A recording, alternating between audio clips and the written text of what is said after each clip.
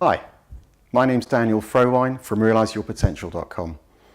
My talk today is about purpose. There's a lot of information available about purpose and motivation. The common theme tends to be around goals, more importantly, knowing why those goals matter to you. Those of you who are of a more British or traditional disposition would identify with toughing it through, keeping a stiff upper lip. As Winston Churchill once said, if you're walking through hell, keep on walking.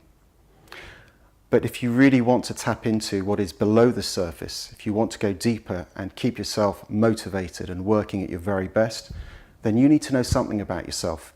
You need to know something that motivates you more than beyond the money that you might make, the job you might do, or the role that you have to do well. What legacy, what reputation may you want to earn or develop over the next 5 to 10 years or beyond? How might you define that? What I hope to do with you today is give you a scenario, an example, a hypothetical. And I'm going to use the case of a guy called Joe.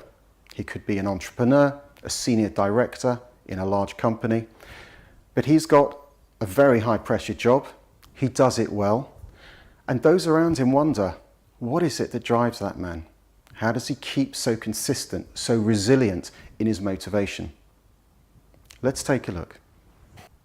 And here's something I prepared earlier.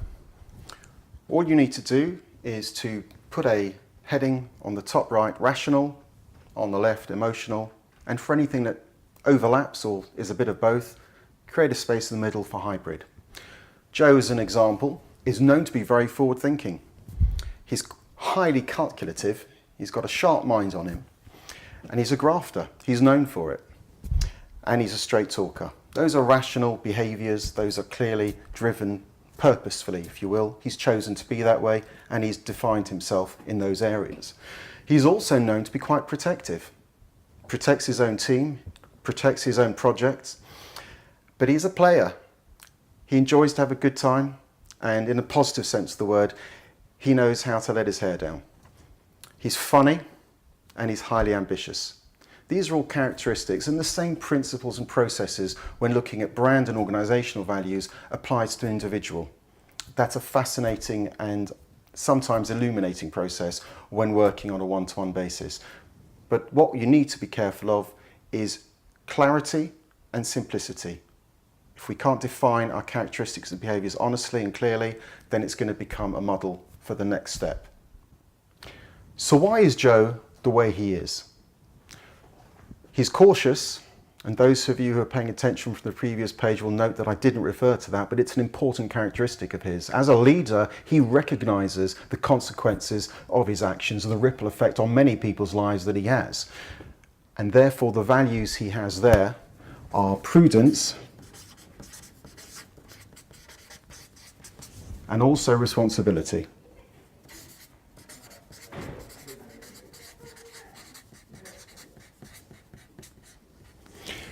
He's also ambitious. He owns a vision, and he understands that to own that vision, the market requires growth and acquisition, and he needs to have courage of his convictions, and he also needs to have confidence, healthy self-esteem.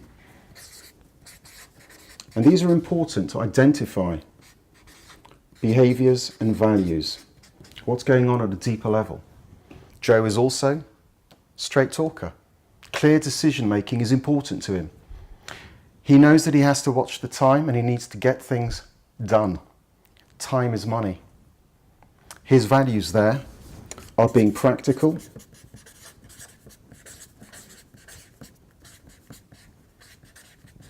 and he also values time.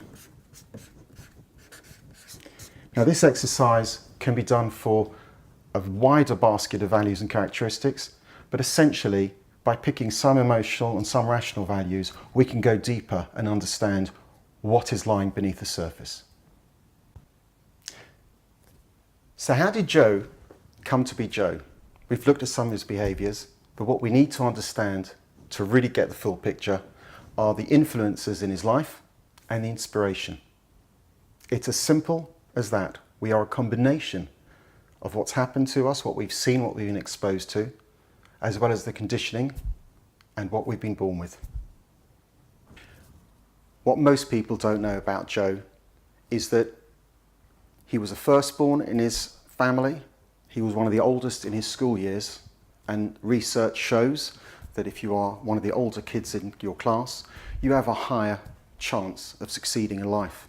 He was sharp from a young age, quick to use humour and his wit to diffuse situations or create opportunities.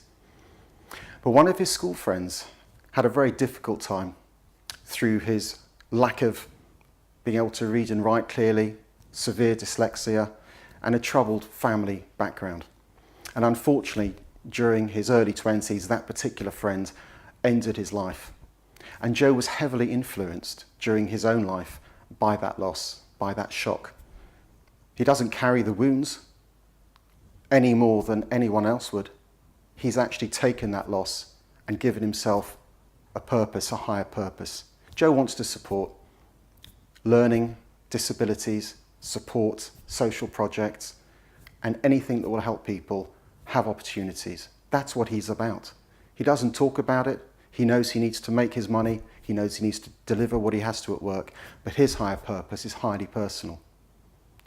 Not all of us have a higher purpose. And if you haven't found one for yourself, I recommend you find one, because the seasons come and go. Life and work is unpredictable. But having a higher purpose makes a huge difference in order to promote motivation and a sense of deeper fulfillment. It seems obvious. You may feel cheated by this response, by this answer, by the way this story's unfolded. But it's true to many people.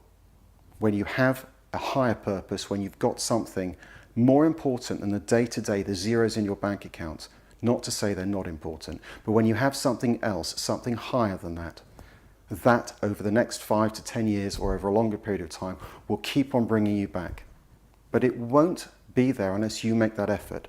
With determination and with persistence, it's important to have some form of long-term plan.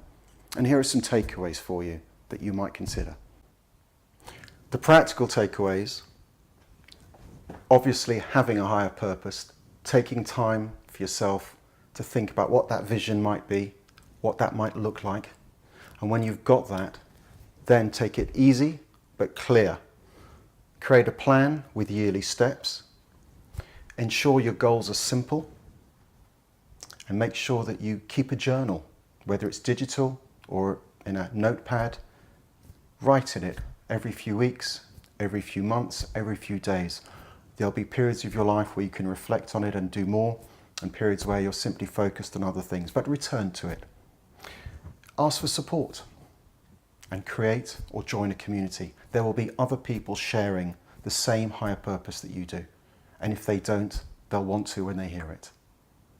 So to sum up, looking at your values and your characteristics, looking deeper at what drives you, understanding what differentiates you on your journey from your influences and the inspiration that you've taken. Find your higher purpose and make it happen. Realize your potential. If not now, when?